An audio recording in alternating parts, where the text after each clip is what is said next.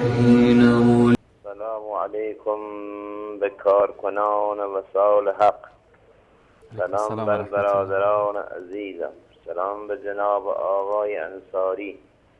خداوند عمر من را بگیرد و عمر تو بیفزاید. آقای انصاری، الله متعال طول عمر من نصیبت دوست کنه. دارم از خداوند خواهش میکنم هر چقدر از عمرم باقی مانده است به عمر تو بیفزاید، چون که راه حق و دین و ایمان را به ما آزموندی. ما تو ایران از خدا بدوریم، ما تو ایران از همه چیز بدوریم، از دین و از ایمان.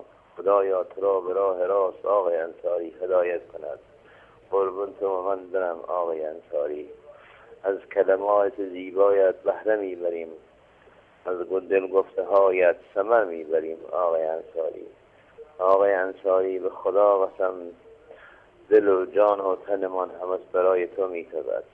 خداوند کارکنان این وسال حق تا آخر عمرشون به راه راست هدایت که شدی بیشتر هدایتون کند. قربونت شما من برم عزیزان من، هداتون بشم الهی.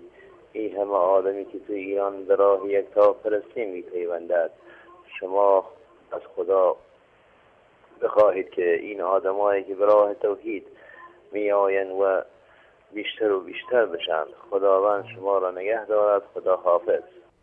خدا نگهدار شما.